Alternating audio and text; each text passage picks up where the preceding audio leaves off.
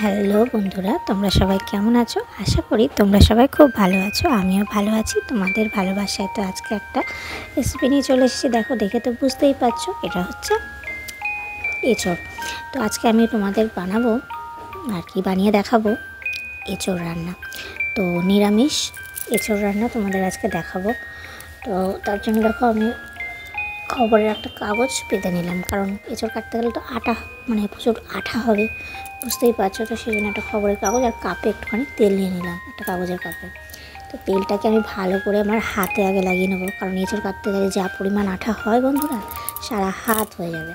আর বটিতেও একটু লাগিয়ে নিলাম। তারপর আমি এই এঁচোড়টাকে কেটে নেবো। আর বন্ধুরা, আমার চ্যানেলে যারা নতুন তারা অবশ্যই আমার চ্যানেলটিকে সাবস্ক্রাইব করে পাশে থাকা বেল আইকনটি প্রেস করে রেখো, যাতে আমার নিত্য নতুন ভিডিও খুব সহজেই তোমাদের কাছে পৌঁছে যায়। আর যারা ইতিমধ্যেই সাবস্ক্রাইব করে রেখেছো তাদেরকে জানাই অসংখ্য অসংখ্য ভালোবাসা।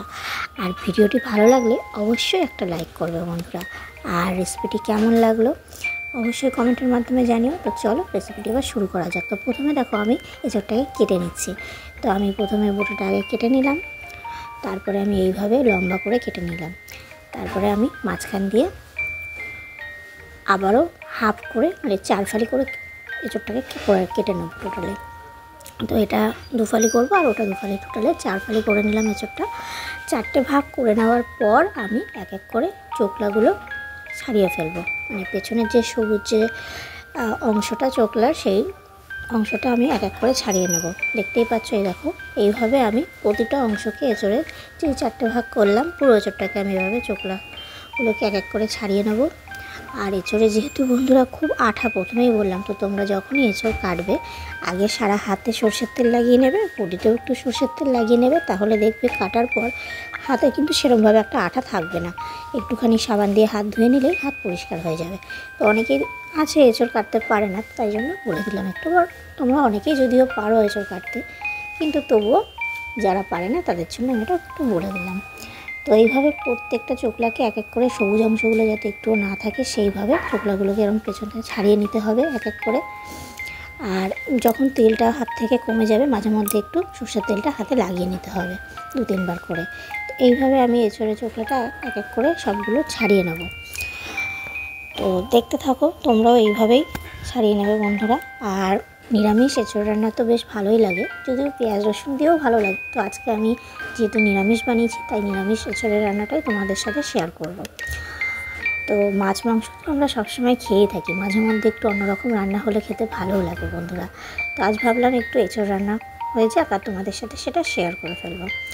তো দেখো, এটা ছাড়ানো হয়ে গেছে। এবার আমি মাঝখান থেকে 2 টুকরো করে নিলাম। 2 টুকরো করার পরে যে উপরের যে সাদা মোটা অংশটা, এই অংশটা কিন্তু বাদ দিয়ে দিতে হবে, কারণ এই মোটা অংশটা দিলে এঁচোড় কিন্তু শক্ত শক্ত হবে, এই অংশটা খাওয়া যাবে না। তো মোটা অংশটা, যে জায়গাটায় আঠা থাকে, সেই মোটা অংশটা এরকমভাবে বাদ দিয়ে দিতে হবে।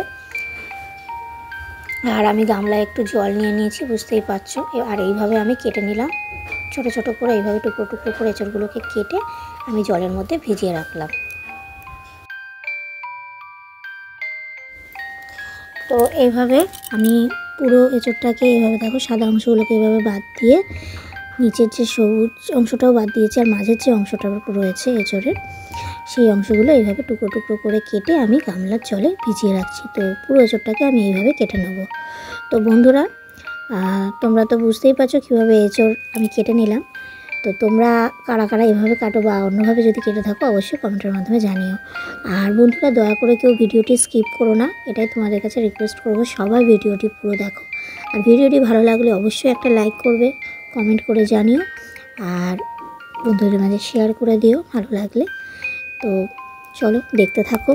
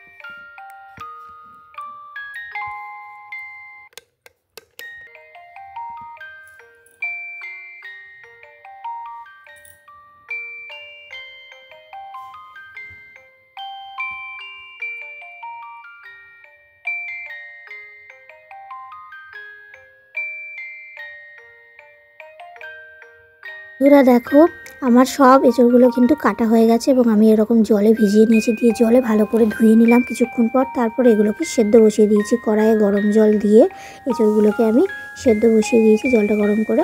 তো এঁচড়গুলো দেখো সেদ্ধ হতে একটু সময় লাগবে, মোটামুটি 10 থেকে 15 মিনিট তো সময় লাগবেই। তো এদিকে সেটা সেদ্ধ হয়ে যাচ্ছে, আর এদিকে দেখো আমি পেস্টের জন্য নিয়েছি লাল লঙ্কা, টমেটো, হাফ টমেটো আমি কুচি করে নিয়েছি, জিরে নিয়েছি আর আদা কুচি নিয়েছি। তো এগুলো সব পেস্ট করে নিলাম। এই দেখো পেস্টটা আমার কতটা সুন্দর হয়েছে কালারটা। আর এদিকে দেখো এঁচড়গুলো সেদ্ধ হয়ে গেছে, আমি জলটা দিয়ে নামিয়ে নিলাম। এবার জলটা ছেঁকে আমি জলটা ছেঁকে নিলাম। আর এদিকে দেখো আলু আমি এরকম টুকরো টুকরো করে কেটে নিয়েছি। তো আলুগুলোকে আমি এবার ভেজে নেবো। তো এদিকে কড়াইয়ে সাদা তেল দিয়ে দিলাম। তো এবার আলুগুলোকে আমি এক এক করে গরম তেলে দিয়ে দিলাম, দিয়ে আলুগুলোকে হালকা নাড়াচাড়া করে এটাকে ভেজে নেবো। তো এটাকে একটুখানি নুন হলুদ দিয়ে আমি ভেজে নিলাম আলুগুলোকে লালচে করে। তারপর কড়াইয়ে আবারও তেল যেটুকু ছিল আর বাকি একটু তেল দিয়ে দিলাম, দিয়ে 2টো তেজপাতা, একটা শুকনো লঙ্কা, অল্প পরিমাণে একটুখানি জিরে দিয়ে নাড়াচাড়া করে নিলাম। নাড়াচাড়া করে নেওয়ার পর যে সেদ্ধ করা এঁচড়গুলো তোমাদের দেখালাম সেগুলো একটুখানি ভেজে নিলাম। তো এঁচড়গুলো আমি একটু ভেজে নিচ্ছি, তোমরা একটু ভেজে নেবে, তো টেস্টটা আরও ভালো হয়, সেই জন্য সেদ্ধ করার পর একটু ভেজে নিলাম। দিয়ে দিলাম পরিমাণ মতো লবণ দিয়ে নাড়াচাড়া করে হালকা একটু পরিমাণে এঁচড়গুলোকে আমি এবার ভেজে নেব। তো ভেজে নেওয়ার পর আমি পেস্ট করে রাখা মশলাটা এই এঁচড়ের মধ্যে দিয়ে দিলাম, দিয়ে আরেকটু মিক্সি ধুয়ে একটু জলটাও দিয়ে দিলাম। তো মিক্সির বাটিটা ধুয়ে জল দিয়ে দিলাম, মশলার যে জলটা। তারপর আমি এটাকে ভালো মতো কষিয়ে নেব, আর দিয়ে দিলাম পরিমাণ মতো হলুদ গুঁড়ো।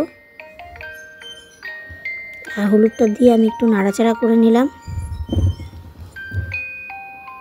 তো দেখো ভালো করে এটাকে কষিয়ে নিতে হবে। আর লবণটা যেহেতু আমি আগে দিয়েছি ওই জন্য এখন আর সেভাবে লবণ দিলাম না, পরে লাগলে একটু দিয়ে দেবো। তো এবার এটাকে ভালো মতো কষিয়ে নেওয়ার পর কিছুক্ষণ ভেজে রাখা আলুগুলো দিয়ে দিলাম।